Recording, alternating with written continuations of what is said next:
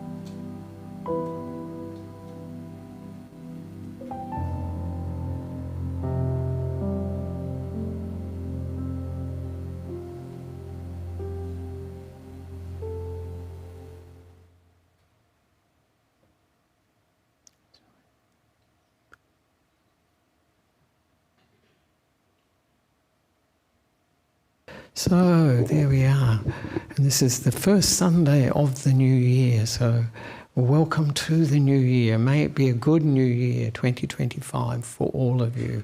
And of course, we can make it a good new year by practicing the Dhamma, really, looking after our actions, our speech, and our minds.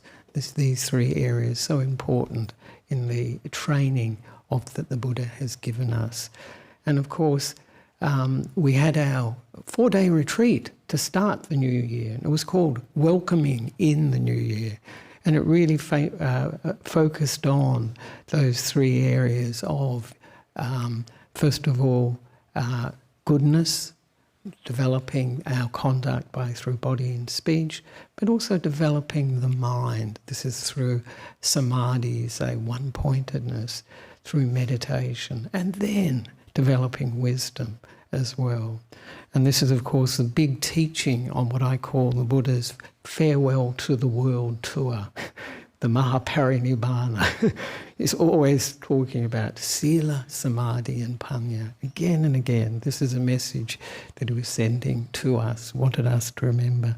But this morning, we're going to focus on what I was doing during December, not quite on my holidays, but this is the pilgrimage to India first, and we can have the first, let's see, where is the first one? There it is. No, next one, the first one is so this is part one. As you can see, it's part one, Beyond the Pilgrimage, Finding the Buddha in the Heart of the Journey.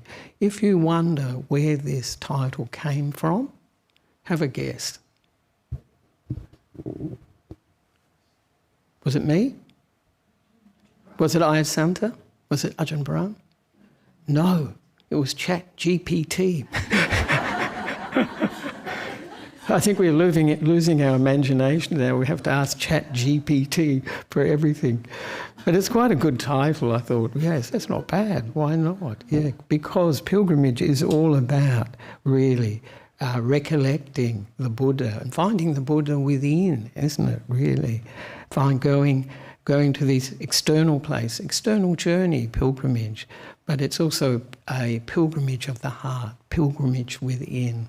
So this is an important part of this talk. We'll be focusing on recollecting the Buddha. And so this pilgrimage is going to be in two parts, as you can see. And this is part one because we realised with the number of slides I'd have a minute and a half if I covered the whole of the pilgrimage. And you've had a foretaste. Did you enjoy the video? Isn't it a beautiful video that Ajahn Bodhinyana made? It really very atmospheric. When I came in, I was really moved. And I don't know, some of the people here who are on pilgrimage, I can see Monica and others who are on pilgrimage, you know, it really takes you there, actually, when you see it. But it also omits what's going on around it, doesn't it? That's what you realise with all these videos and things. There's a lot going on that you don't see, the other aspects of the experience. So this one will be taking us from the birth of the Bodhisattva, the Buddha to be, right through to his teaching, his first teaching at Sarnath, at the deer park. So we'll cover that. That's quite a lot, really, to cover. And this scene you have here is, as it says there, it's from Kapilavatthu, where the Buddha's hometown, and we'll get there. We're in a couple of slides, actually. So now we can move on to, and I call this pilgrimage, actually, it's my third pilgrimage, so I call it third time lucky. So third time lucky to become enlightened, to become awakened. But of course that will depend on why is pilgrimage so important? That's the interesting thing. Why is it so important? And of course it's important because the Buddha encouraged us actually to go on pilgrimage, and for a very good reason, not just to remember him, not just as a memorial to the life of the Buddha where he was born, where he became enlightened, where he gave his first teaching and where he passed away. Not just to remember him, but a very good purpose for us. And that is to, what do you think it is? I think if those that have been on pilgrimage know. Develop faith, to inspire us, really, to inspire us, and that will develop the faith. And that faith will propel our practice. The deeper our faith is, the stronger our faith is, that this is a path worth practicing, a valuable path worth practicing. Then we'll find the energy for it, and this is virya, of course. And not only will find the energy, we'll start to use it for the practice. And this is, of course, sati, mindfulness. And we need mindfulness. Often we just think of it as for meditation, isn't it? But it's also for nearly every aspect of our lives, particularly keeping the virtue, keeping the training rules. So this is a really important quality. The Buddha said, we can't have too much mindfulness, too much sati. And we can use it for many different purposes. Because as I always point out, mindfulness needs an object. And that object can be many different things. And of course we have mindfulness of the breath, mindfulness of the present moment, and mindfulness of death. And we also have mindfulness of metta, recollection of loving kindness, this emotion of loving kindness that we've just chanted. So, and I'll just give a little bit of background to the pilgrimage. As you will see, there were 61 people on this pilgrimage, including myself. It's a big group. Actually, when I first was invited 2 or 3 years ago, I thought, well, it's a long time off, but I thought, oh, great, going on pilgrimage. And then after about 6 months or so, it hit me. How am I going to climb up those mountains, all those hills? And, because pilgrimage is quite, it's quite a schedule. So you keep moving, you're on the go. And I thought, oh goodness, how am I going to manage with this? But of course, what kicks in is the inspiration. And as I mentioned, when you get the inspiration, then you find energy, then you can apply the energy. And then, of course, the mind can become very steady, and we call this samadhi. It can become one-pointed, and then to develop wisdom. So this is the aim of going on pilgrimage. The Lord Buddha was so practical. He wouldn't have just done it if there was no good reason. And the reason has to be for our practice. Because one of the qualities of the Lord Buddha is striving, this quality of practice, which he was so... was his inspiration too. He said what really inspired him, because he was asked, what's your ideal monastic? And he said, one that's striving, that's willing to put their life on the line in order to realise the Dhamma and to give themselves wholeheartedly. And of course that will bring great results when we have that sort of commitment. Anyway, I was going to mention this pilgrimage, besides 61 people, it was from the 3rd of December to the 22nd of December.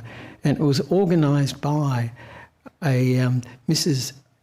Palini, and I've never said her surname before, so please forgive me, Palini, if you're watching this. It's Paswang Ying, and she was assisted by Patricia Ong. And Palini is just wonderful. She's like a big mother to us all, actually. She looked after us on pilgrimage, didn't she? She was really... And she kept the pace going too, the schedule. We were on time pretty much all the way through the pilgrimage, which was great. And of course, Ayasanta, who's at Newbury, some of you will know her.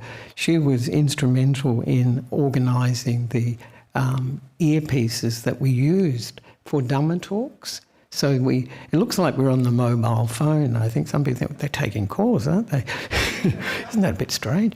But it meant that we didn't impact on others, because often you have these boom boxes at the holy sites and it really impacts on others.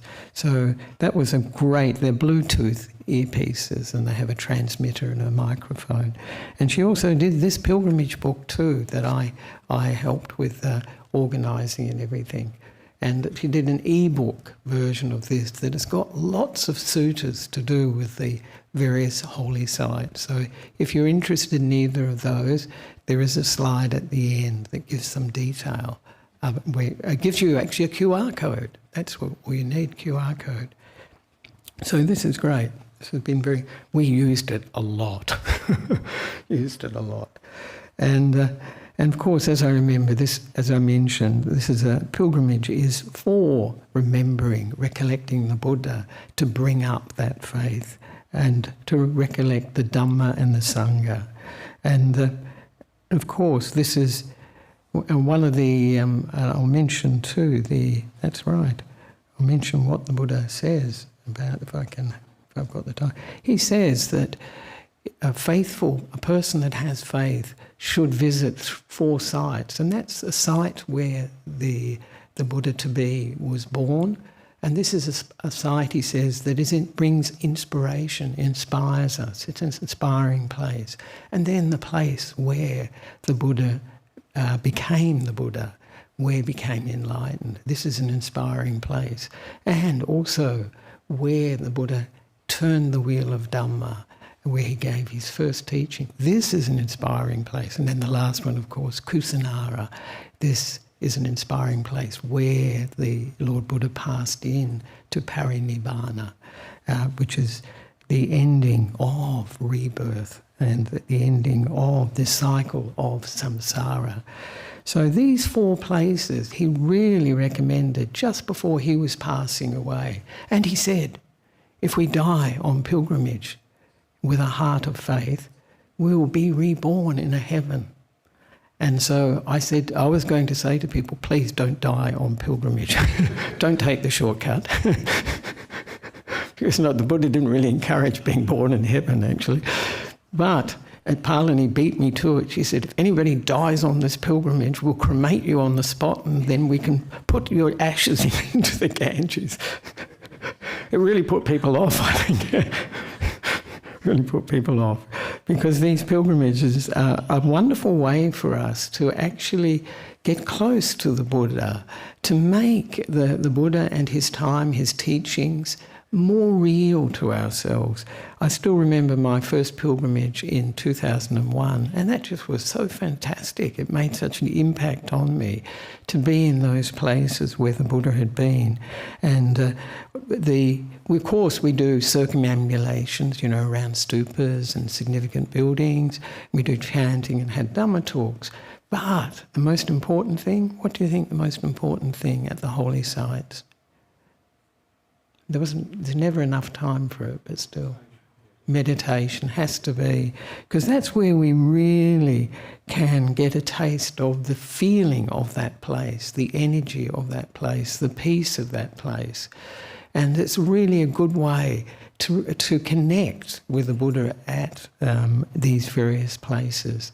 And so this was something that we did at all the sites. And of course, for everyone, it was a different place, probably, that they found that they connected with and really touched them. And for me, somebody asked me yesterday, what was the highlight? What was the highlight of the pilgrimage? And I thought, what was it? And really, I really reflected that it was when people, and this happened quite a few times, people had tears in their eyes from being at a site or paying respects to, say, the relics of the Lord Buddha. That was the highlight for me, to see that it was really coming home to them. It was really affecting them. And so that was something that I thought, really, that's the highlight for me. And so this was, and of course it's a journey of practice too. We don't just practice at the holy sites. When we're on the journey, on the bus, when we're in the hotel, sharing a room, most people are sharing a room, that's quite a practice in patience and all the good qualities that we need when we're not used to necessarily sharing with another person. And of course, it's very difficult when you're on the go all the time. You get very tired. So it's quite a challenge, really, to as part of the practice to keep the mind from getting averse or negative. And of course, India, even though there are different challenges from the time of the Buddha, they are still there. The pollution is incredible. And quite a few people suffered because of the pollution. One person was in hospital for a couple of days, and many had respiratory problems. In Delhi, where the pollution, the scale was up to 500, one day it was 632. So it was really amazing. And I would recommend to anyone going in December, do take your puffer jacket. I didn't take mine. I thought, how ridiculous. Then I saw the others with their puffer jacket and I thought, wow, great idea. Wish I'd bought mine. And so this is just part of the challenges. And now we can start with the slides. Otherwise, it will finish before we've started. So the first slide, I think, is... Oh, is that the clicker? Oh, good. There we are. Oh, good. I thought this was a pointer, actually. So can you see this map? And you can see some areas in the big India map. That's the area that the Buddha lived in and taught in. Looks small, doesn't it, really? Doesn't look very, very big. And the one on the right actually shows some of the places that the Lord Buddha was at. And the first one... I think you can see up the top, I think that says Piparawa, which is Kapilavatthu, but also nearby would be Lumbini. And so you have, just gives you an idea of the area that the Buddha travelled around. And this is hundreds of kilometres. I think Venerable Dhammika estimated his last tour that's in the Mahaparinibbana Sutta was, I think, over 1,000 kilometres, something like that. It was a long way anyway. And no vehicle, walking. So this would have been a real challenge for anyone, really. And so now we can go to the... Can you sort of understand the slides? It's a bit confusing, isn't it, all these lines and...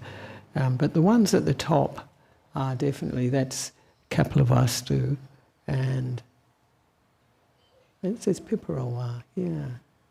And then below it, I think Savatthi and others. So we'll have a look. There's better maps coming.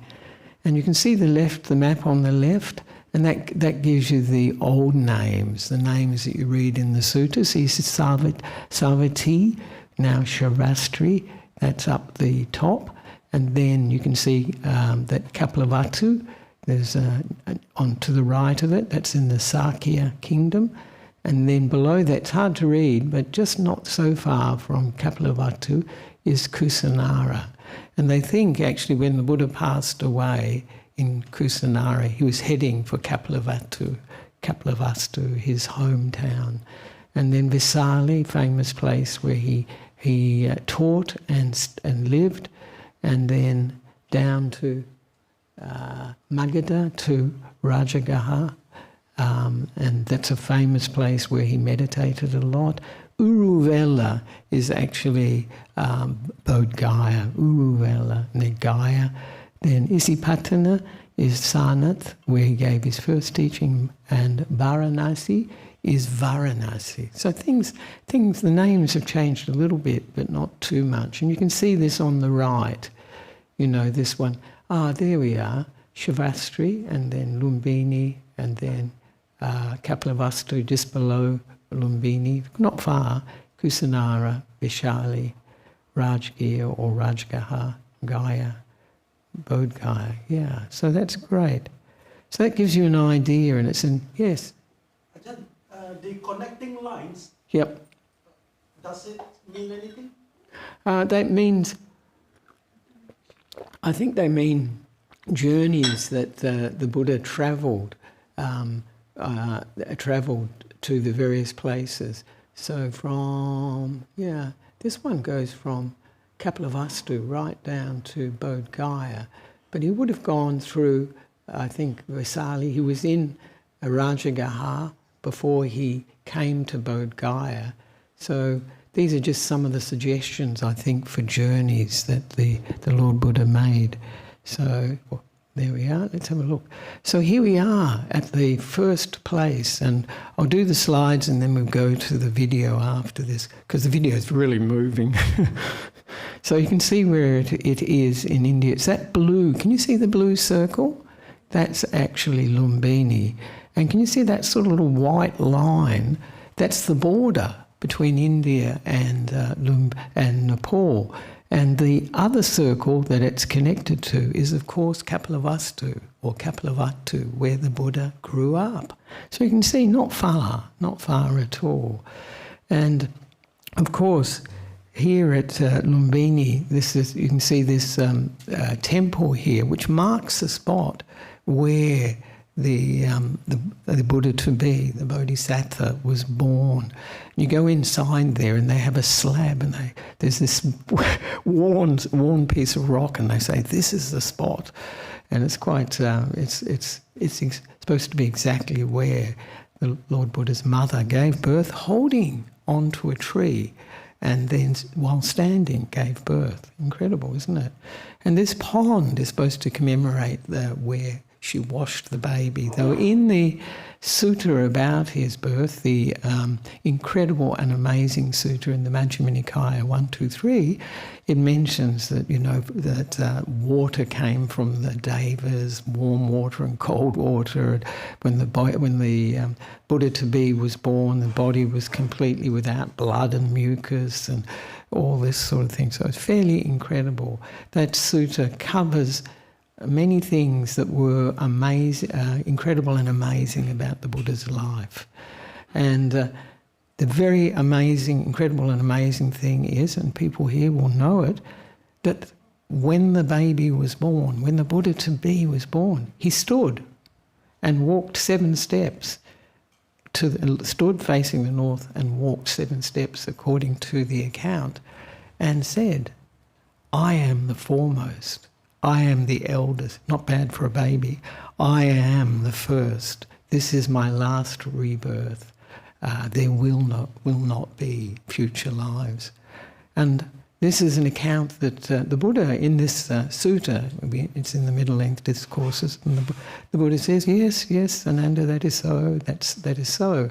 So it's very interesting that I've heard of babies speaking. Have you heard of babies speaking? And I know Ajahn Brahm has a great story. He says it's from a newspaper from America where everything happens. And in this story, you probably know the story, a baby was born and it spoke. And what did it say? "Oh no, not this again." So I think speech is possible, but walking is really unusual. And what did he mean by the foremost? Foremost because he would realise the Dhamma, I would say. Eldest because he would be the most respected in the world, and also the first to see the Four Noble Truths, my explanation of that. But how did he know that this was his last birth? It's a very interesting question that I think many people ponder, and Ajahn Brahm suggested, well, maybe the Buddha to be was actually already had achieved a stage of enlightenment, possible first or second stage of enlightenment. Then he would know that this is, possibly know that it's his last life.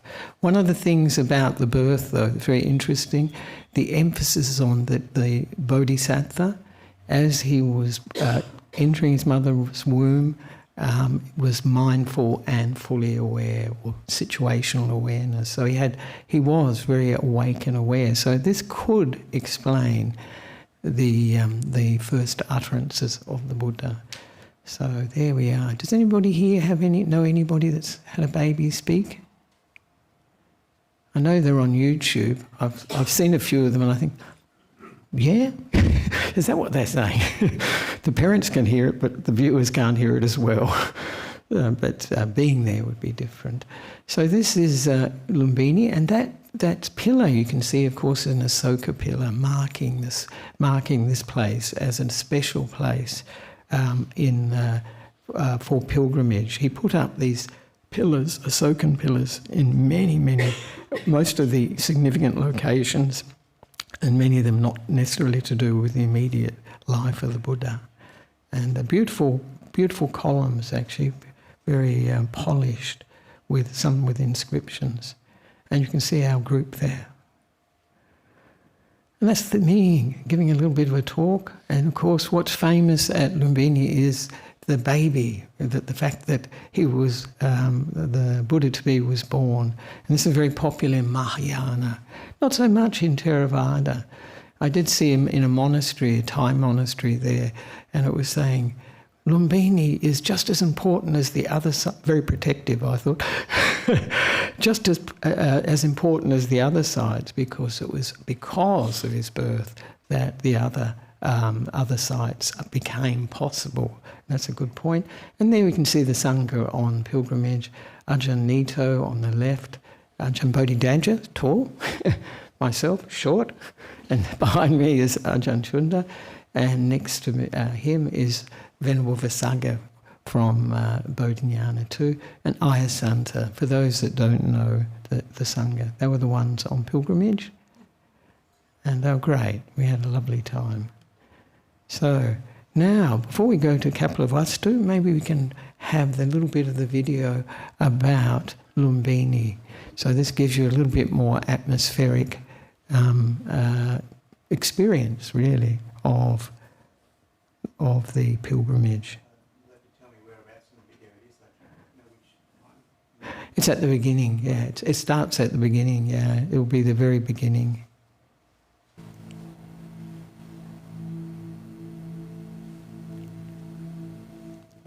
So you've got the Bodhi, the Buddha.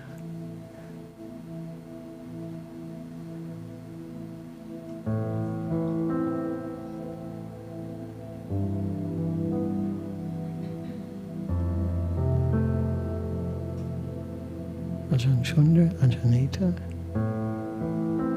Ayasanta.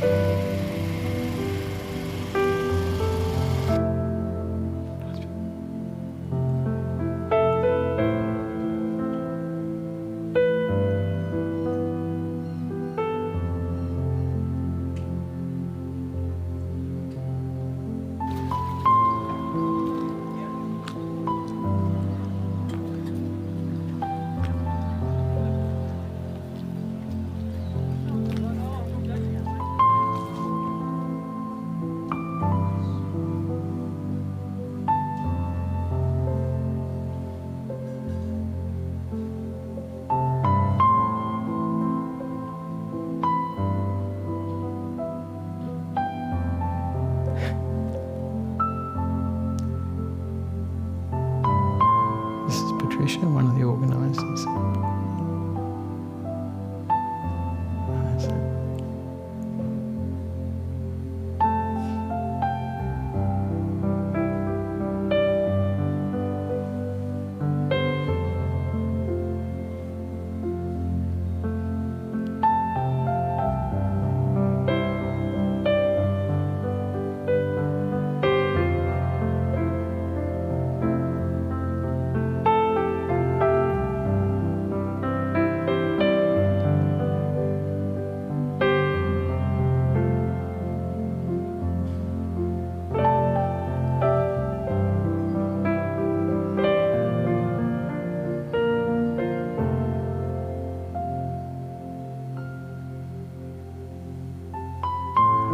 Stop there.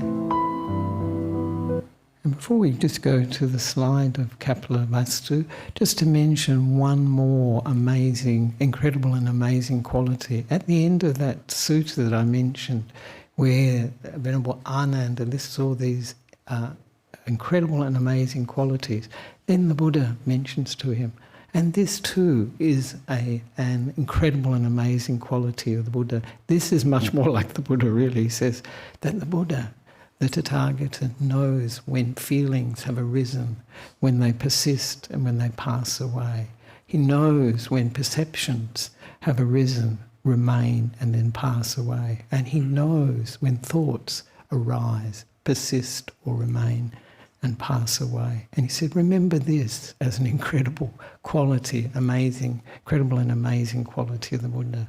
So that's much more the emphasis of the Buddha. He wasn't so interested in these miraculous things, even though there are many miraculous things associated with his life. So just to mention that.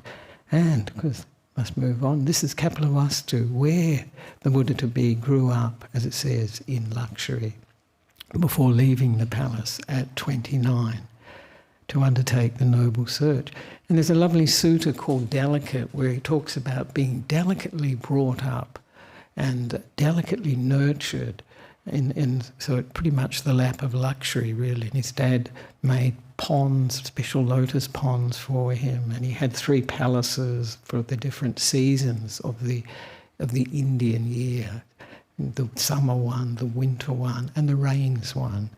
And interestingly, in the rains, when it says, and the musicians in the rains mansion, the rains palace, none of them were male. Strange way of putting it, I thought, very strange. But it was while he was in that, living that life, that it occurred to him that, it's not suitable, it's not appropriate that he should be humiliated, disgusted, repulsed by people that are old, that people are sick, people who are dead, who have died. And of course then he gave up, he said, the intoxication with youth. Youth is when we think we'll never die. How many of us thought that? When we're young, we think we're indestructible. And then, of course, the intoxication with health. When we're healthy, we never think we're going to be sick ever again. And when we are living, we don't think about death. And he gave up the intoxication with these 3 things. And this is while he's in the palace.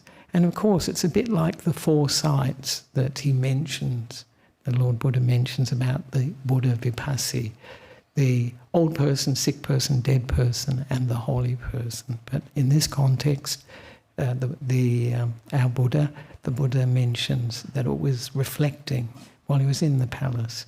Because he says, when we're intoxicated, we do things by body, speech and mind that are not good, especially when we're young and when we are healthy and when we're living and not thinking anything of death. So this is what he was reflecting on. And of course, at the same time, he developed the noble search. He wanted to search for that which is beyond birth, rebirth, old age, sickness, sorrow, and he calls it defilement, but it's more like deterioration. To find a way beyond these. And this became the noble search that drove the Buddha to leave the home life. And he says, contrary to that, the very romantic images we have of the Lord Buddha, somebody actually sent me a photo of a painting, and it shows the Bodhisattva looking down on this is an 1884, so it's a very romantic painting, the Bodhisattva looking down on his wife and baby sleeping, and of course about to leave the palace. Is that what happened? Not according to the Buddha. He said he shaved off his hair, his hair and his beard, put on the ochre robe, and he went forth with his parents wishing it otherwise, crying, lamenting, and wishing it otherwise.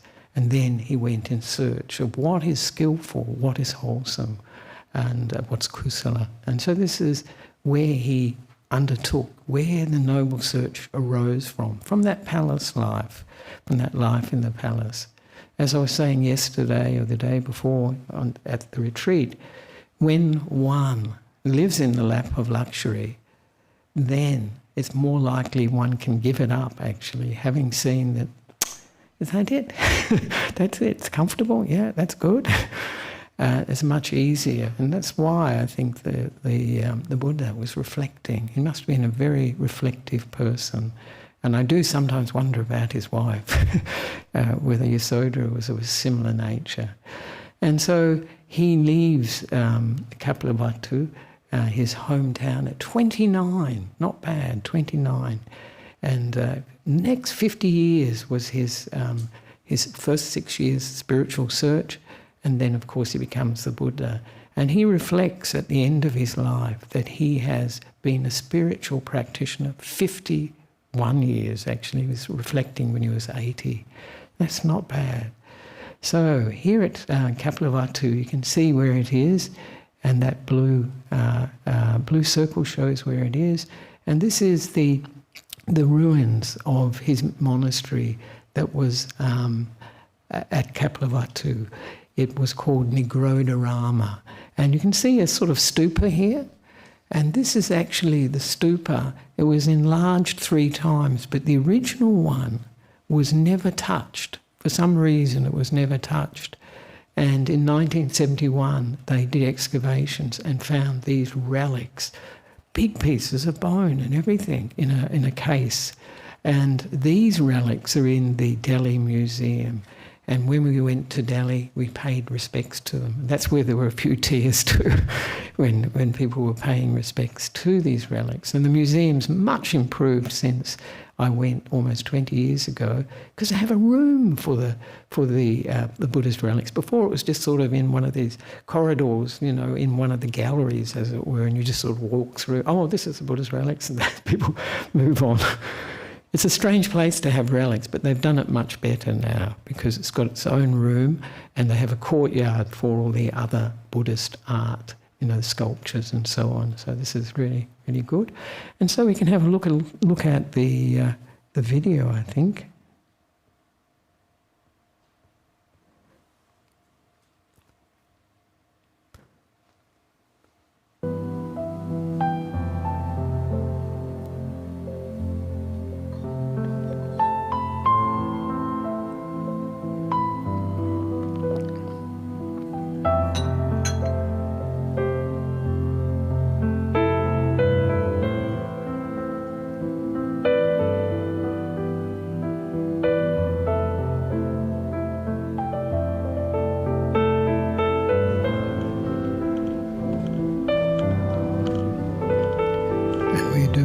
Walking around with our right shoulder to the stupa, sign of respect.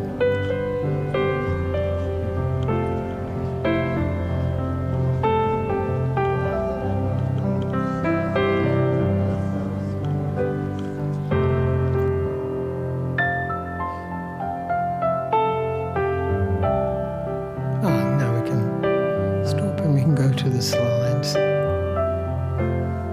Well, actually, maybe let's watch this one too. This is where the Buddha practiced his austerities, or some of the time anyway.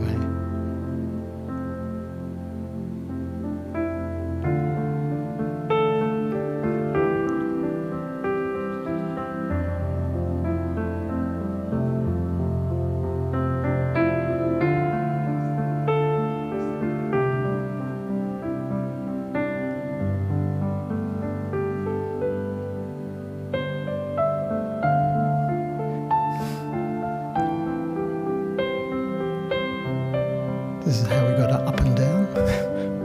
It's Palani. Now we can stop. There we are. And now we can go to the slide for Kapilavatthu, and we just see it's pretty. And now Prag Bodhi, the next one. That's right. I'll go. That's it. So this is the journey. You can see these lines again. And the blue spot is Prag Bodhi. Prag Bodhi just means prior to enlightenment. I think it's Sanskrit, actually, not Pali. And it's where the Bodhisattva practiced these austerities. And on the right, you can see the blue dot again. That's Prag Bodhi. And down the bottom, you can see it a little bit, is Bodh Gaya. And the spot near Bodh Gaya is actually Sujata's home, where she offered the milk rice to the Buddha. That's the next section after the Prag Bodhi. So there we are. So there we see some of the images you saw in the video, me going up in. These are not that comfortable, but they're very convenient actually. And I doubt that I would have made it up otherwise. But it wasn't too bad, that one, actually not too long. I was surprised it was a bit shorter than I had imagined. I was put to shame. One of the members on our pilgrimage, how old was he? 86. And he walked. He was really good. He was really fit. Chi-Wei. So lovely.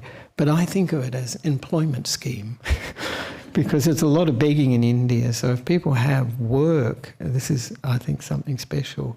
And of course, this is the, you can see the area here. I'm giving a talk here. And of course, what am I giving a talk about? This is the wrong way to practice. This is what the Lord Buddha said, actually. So this gentleman here showing the cave, and in that video you would have seen that image, and it's that really skeletal image of the Buddha. It's not the Buddha, actually, and of course the story I always tell is when I went in 2001 and possibly in 2005. We all go in there and we're bowing to the statue of the Bodhisattva, and the Buddha says, "What are you doing? This is the Bodhisattva. This is the wrong path." But it was a good reminder, he did it in a very gentle way, that this is actually the importance of this place is this is what not to do. And he had done all these really strong spiritual practices that were common at the time, like almost starving himself to death, like doing these breathless meditations and so on. He did a lot of these things. And you see the group there. When I see the group photos, I think, wow, it's a big group. And myself giving that talk. So that was quite an experience. That was good. And of course, this is, as I mentioned, the wrong way to practice. And it is here, not probably here or very around this time, that the Buddha had remember the simile of the three sticks? That this simile was a really good simile. He said it never occurred, it had not been heard before, that if there was a stick in water, can we light it? No. If there is a stick that's out of the water on the side of the stream but still wet inside, can we light it? No. And if a stick is a long way from the stream, the water, and dry inside, can we light? Yes, we can. And this was a simile. He said, if somebody is involved, immersed in sense pleasures, 5 senses, and has desire, so that's the stick in the stream, and has desire for these sense pleasures, is strong drives, addictions for the sense pleasures, to seeing, hearing, smelling, tasting and touching, then regardless of whether they do these tough practices or not, they can't become enlightened. And the same for the person who is like the stick, who's dry on the outside but wet on the inside, still a lot of sensual desire. And that's most of us. That's most of us, monastics included. And we're trying to dry out. That's the idea in a monastery. And then the Buddha says, whether they do these tough practices or not, they're incapable of realizing enlightenment because of that sensual desire. And the last one, somebody that's removed from a lot of sensual desires, living in a forest, in a monastery, and they don't have that sensual desire, it's reduced, it is calmed for some time, then they're capable of becoming enlightened, only then. And he says, whether they do these tough practices or not, it doesn't matter. They'll become enlightened anyway. And he always points out that the reason we become enlightened is because of sila, samadhi and panya, virtue, ethical behaviour, developing the focus, the steadiness, the one-pointedness in our minds and wisdom. That's what's needed, not this torturing of the body, not the indulging of the body. And here we get the middle way. So this is at Prag Bodhi, the cave where he was doing it the wrong way. And it's not far from Bodh Gaya, as you saw on the map. And so then, of course, when he had that simile occurred to him, it started, obviously, with starting to reassess. And he remembered when he was a young boy, 11 years old, and he went into the first jhana. And then he reflected, could that be the way to enlightenment? And then it occurred to his mind, that is the way to enlightenment.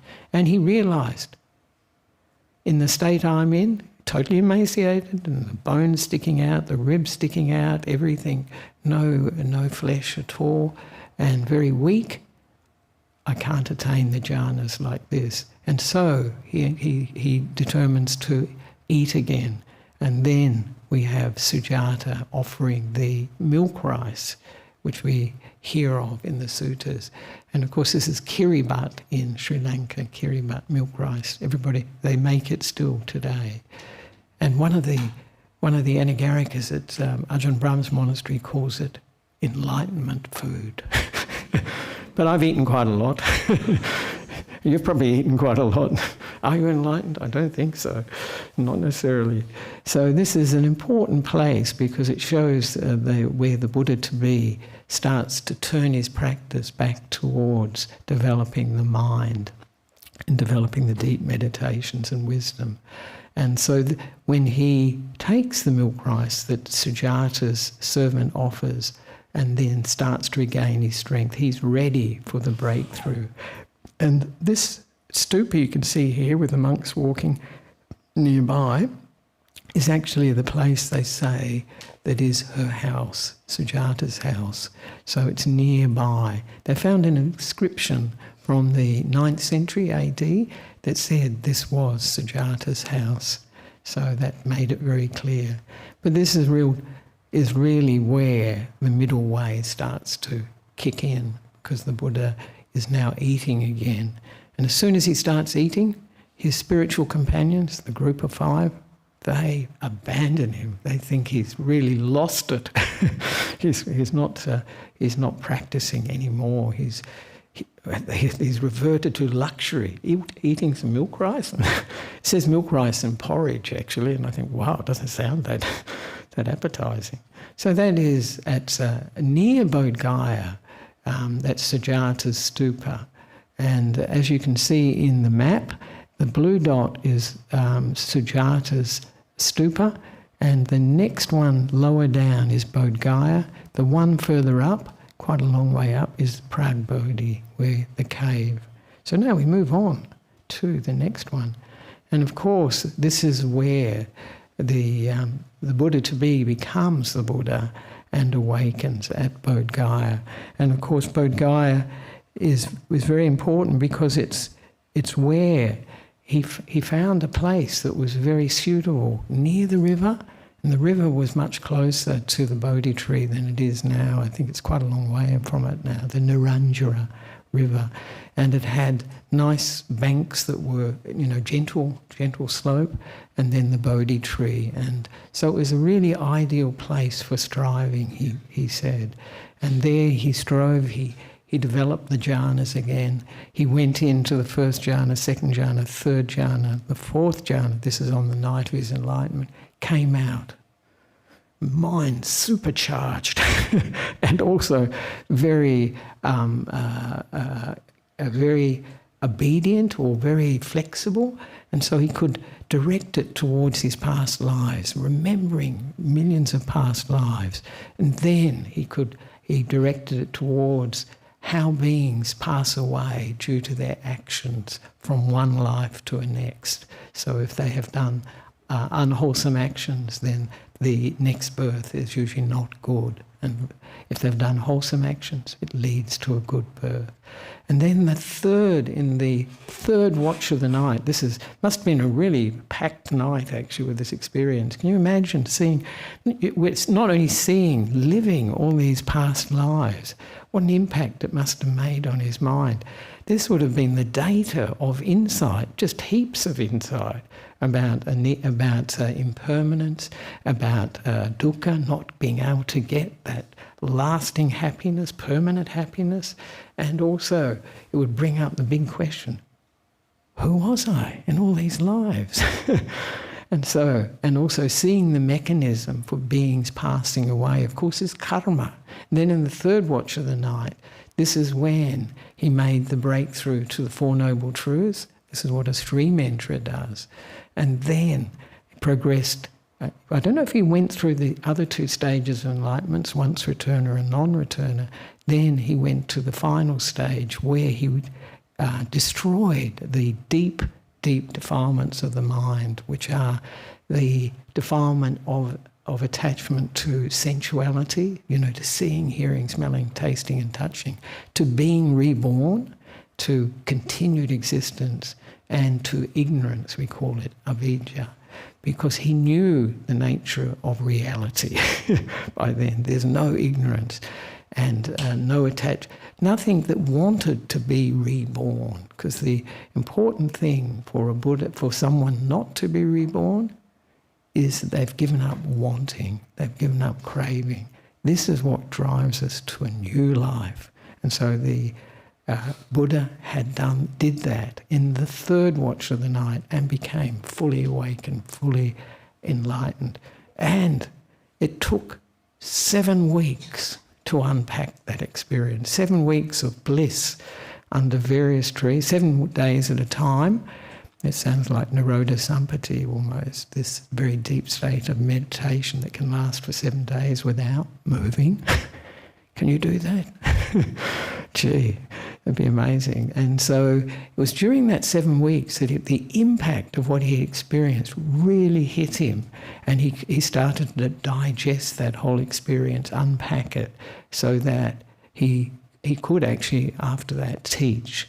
And it was here at Bodh Gaya that after his enlightenment, he thought, they won't get it, they won't get it.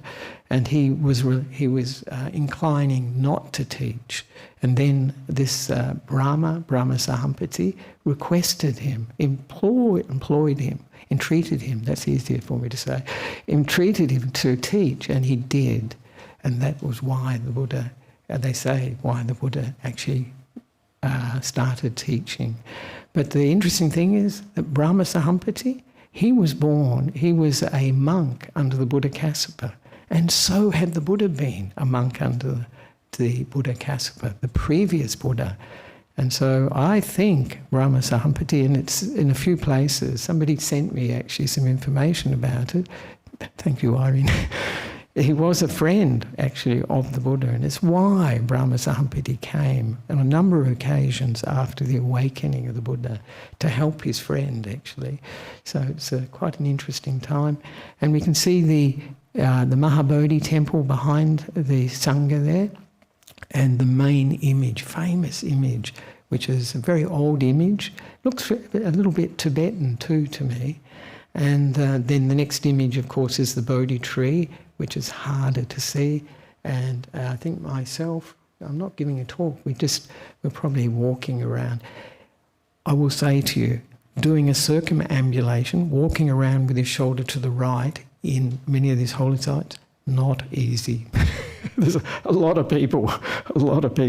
We managed a lap, and we thought that was pretty good, a lap and a half, because there's a lot going on. So I think that's all for now for the video, I think, for Bodh Gaya, the place of awakening. Oh, no, yeah, all right, that's all right. No, the next one, actually. I think did we have this one? No, all right, we'll see this one. This is Sujata, just before his enlightenment. So you get a better picture, don't you, really? Ah, there we are.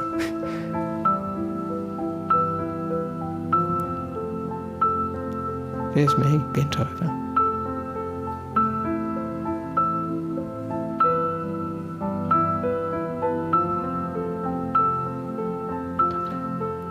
As I was entering the Sri Mahabodhi, a Bodhi leaf fell on my back.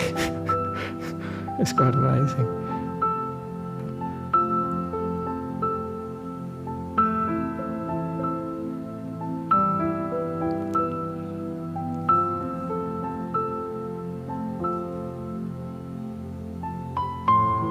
Oh, now we can stop.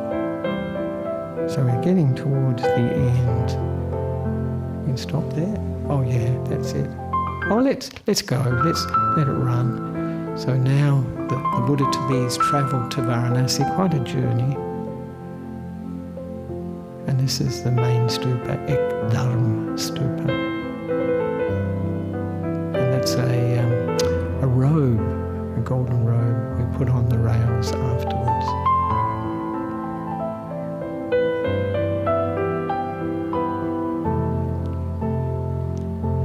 Museum, most beautiful Buddha statue in the world, perhaps. Do I can stop now? That finishes the video, because that'll be part 2 of the of next talk.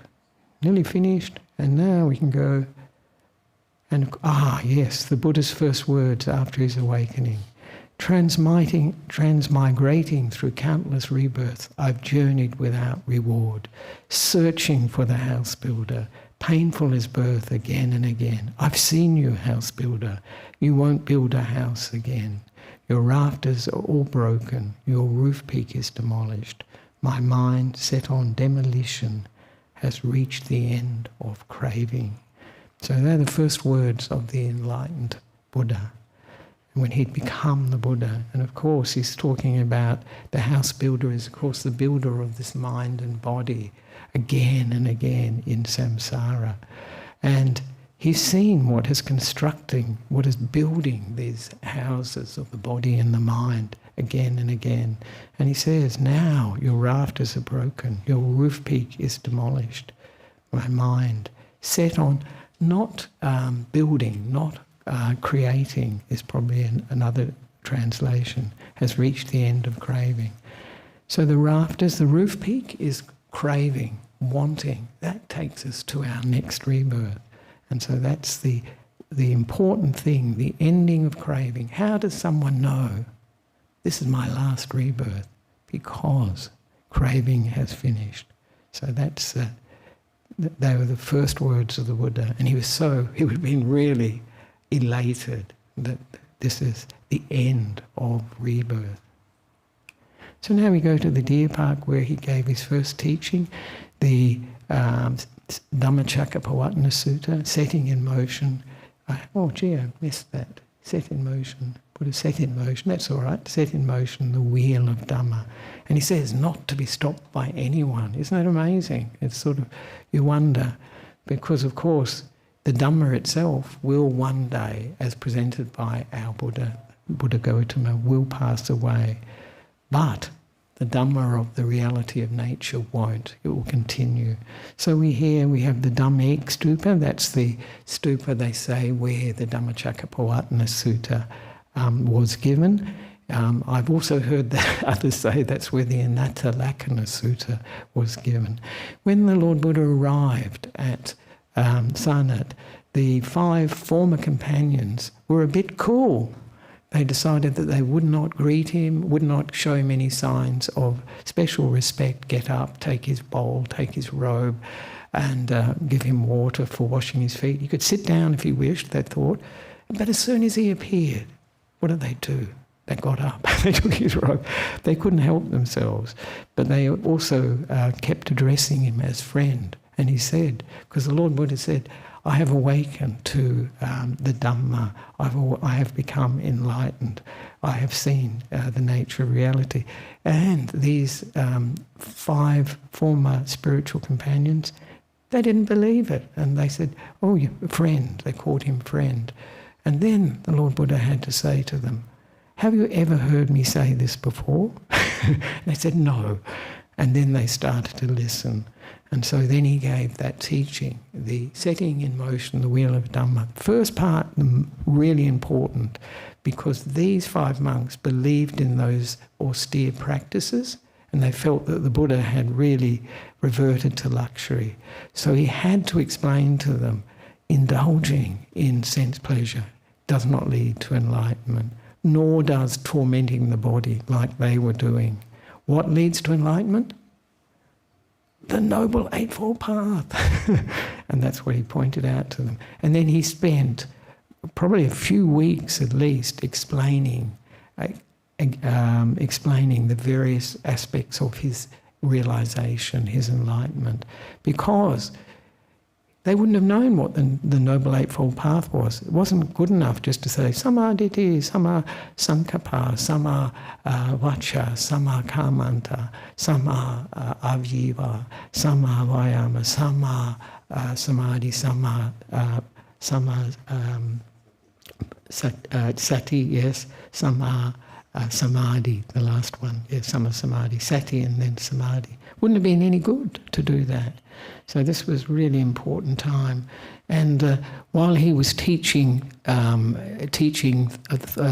of them, two of them, teaching four of them, two of them would go on alms round and bring food back for them. And they'd keep doing this, changing between 2 and 3 monks going for the alms round to get the food. And then he'd continue. It would be an intensive, really. And so we're doing some chanting here. You saw us do a bit of a circumambulation. And here, can you see that photo? Can you see deers? Because that's a deer park, yeah. It was a deer park then, and it still is. And that's the group with the Dhammic Stupa, as they call it, behind, and me standing in front of the Mula Ganda Kuti. So this is where the Buddha lived. But this big brick edifice would not have been there then. It would have probably been a simple hut. And this is at the museum, and you can see Ajahn Brahm. Do you know Ajahn Brahm? He was he was leading a pilgrimage in India at the same time. Same time. We were going in different directions in India, but we met up in Varanasi. And this wasn't organised. We turned up at the museum, and there he was. They came, his group. And so it was lovely to see him there. And then that evening we had a meeting. That was organised with the whole group, their group, and the group that I was with. So it was 130 odd pilgrims. It was more like a reunion. It was great. And this is the beautiful Buddha statue that you've probably heard Ajahn Brahm say that when he first saw it, he was really in tears when he saw this Buddha statue. It was so beautiful. And so it's really a focus, a masterpiece really of that museum. Very beautiful. And so I think that's what the next one. And then, so the Buddha is at Sarnath, Isipatana, near Varanasi. And then we trace the Buddha as he goes. Did they show? Yes, we did. I think we had the footage, yep. And then the Lord Buddha goes from Sarnath from Varanasi and Sarnath back to Bodh Gaya, to really Gaya, where he taught the 1,000 fire-worshipping ascetics. And what did he teach them? Burning. And of course, this was a really appropriate simile for fire worshippers, wasn't it? And what is burning, he says? The eye is burning, the ear, the nose, the tongue, the mind is burning.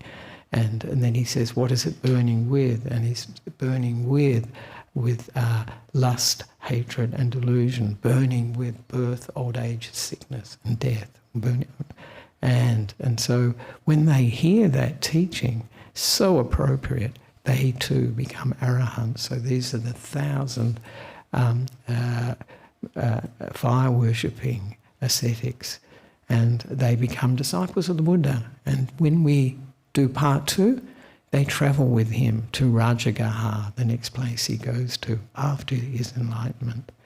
So I think there's no more in the video. I think that's... No. Here we are. There we are. To download the ebook version of this India Pilgrimage Chanting Book, this is the QR code. And is that it? End of part 1. And there's also, you can see this other QR code. This is for a map, interactive map that Ayasanta created called Polar Steps. And you can follow the pilgrimage and follow those maps much easier. Do you want me to go back to the other one? Can you get it from the screen like that? I'll just show the map. I want to show people want to take a picture of that. Yeah, do you want to? Can you do it just that way? I thought you'd have to do it some other way, actually a little bit closer up or something. So that's the one for this, the e-book of this. That's the e-book. And it's got a lot of suttas in here associated with the various sites. And we went through quite a few of them actually, so it was great. Didn't exhaust them. And finished with that one, we can go to the next one. And if you're interested in the interactive map, that's the QR code there. And it's quite impressive, it's quite nice. And Ayasanta says, you don't have to download it, just watch it. I downloaded it and I thought, I don't need this. I just want to watch her presentation, not the create one, because it's aimed at, it's like a interactive travel map.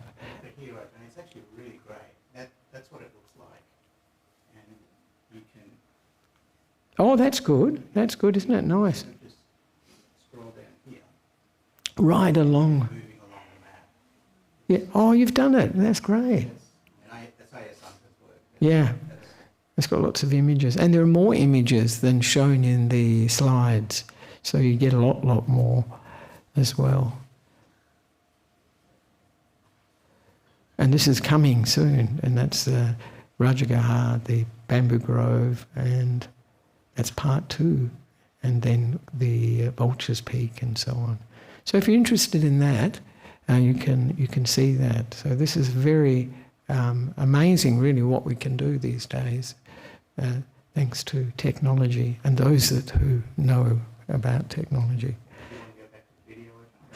I think the videos, just have a look. I think we've finished, haven't we? No, we're at Velavana. No, that's all right. That's okay. So I just finished there, and before we go over, it's now 10:53. Just any comments, questions or complaints? Too long? Too long? Where's it end?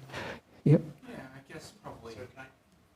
Oh, can you pass the mic so the online people can hear? Yeah. Hi, Ajahn. Hi, good Thank you morning. very much for the presentation. That was Yep. very interesting to see. Just quick question. So I guess, having never gone on a pilgrimage myself, I'm Yep. just wondering to what degree of certainty are you sure that the places that you're visiting are what they claim to be? I mean, this was about 2,500 years ago that all these events certainly have taken place.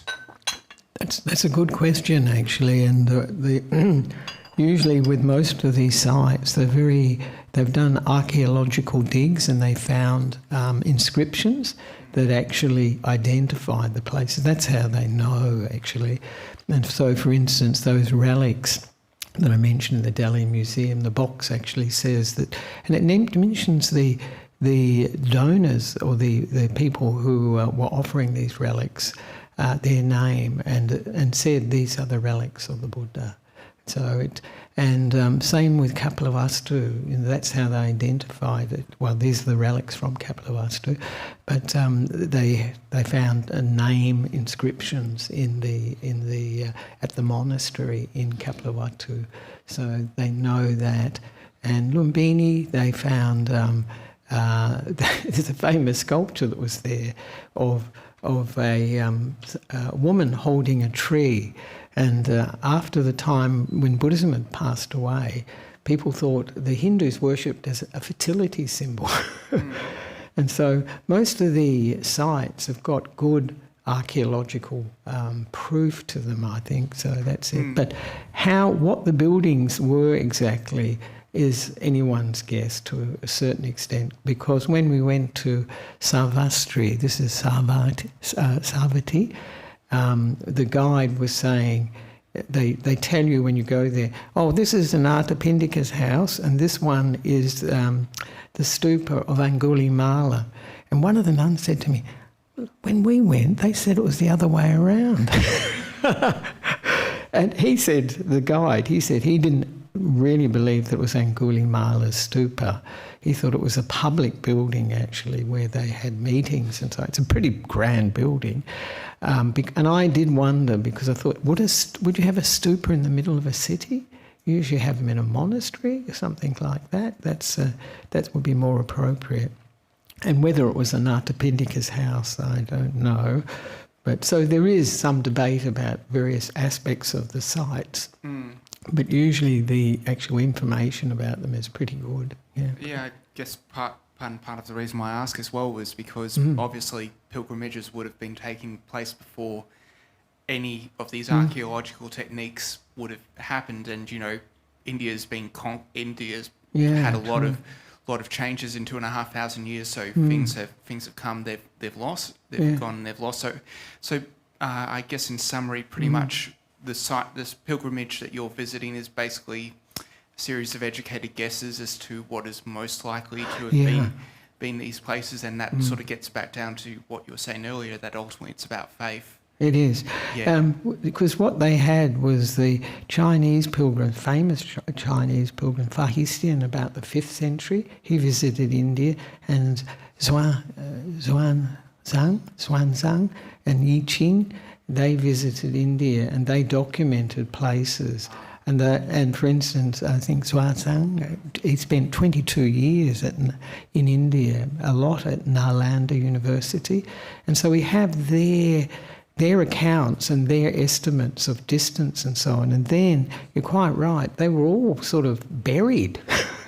And then the British, especially Cunningham, a famous archaeologist, he uncovered a lot of these places. And it was a bit of guesswork using the Chinese pilgrims' accounts and also the archaeological remains. So it's quite, I think it's pretty reliable, but in the end we won't know for sure. And I always like what Ajahn Brahm says about, say for instance, relics. How do you know they're real? And he always emphasised, it doesn't matter, they're reminders of the Buddha. And I think that's the important thing. They are reminders, and the Buddha lived in India, though some people think he lived in Sri Lanka. That's not so many people these days, but some do. He did visit Thailand. He visited Myanmar. You've got the Gold Rock there. I went there. But those places actually are full of faith anyway, regardless of whether the Buddha went there or not. There's a lot of faith drenched with it. It's a power, actually. So that's really the important thing. The actual, if we can't know 100%. You can have a pretty good confidence that this is the Jetavana, this is Kapilavatthu. Though there was a bit of debate between Nepal and India about where Kapilavatthu was and all this. So I think King Asoka did a lot of. That's a good point. Thank you. He did these, the columns. The Asoka pillars. He put the pillars, and because he did a pilgrimage in probably about 240 BC to maybe a little bit earlier than that, 250, 60, or something like that. And he went to all the sites, but he opened of the 8 original stupas with remains of the Buddha. He opened 7 of them, and then his idea was to make 84,000 stupas around India. And he marked very significant places with these Asoka columns. But not only our Buddha, but the previous Buddhas too, where the Buddha Kassapa was and all. So he did a lot of this marking, as it were. And so if there is an Asoka column, you can think this is an important spot, and then you can work it out from there. But yeah. So thank you for that. That's good. No, thank you so much for the answer. Yeah, that's good. That's good. All right, I think we better finish there. Is the online questions? No, there's no online questions. Oh, really? Good. Just a couple of announcements. So we better finish now. It's 11 o'clock, and I hope you've had a bit of a treat, especially with the video. That was lovely, wasn't it? Very atmospheric. And I know I'm going to get lots of people saying, when are you going on pilgrimage again? And I think this was my last. That's what the organiser says to Palani. She said, this is my last, but whether it is, who knows. And she said, this is the best. And she's been on many of them, so I thought, well, that's pretty good. I did say, you're just saying that? But I think she really meant it, so there we are.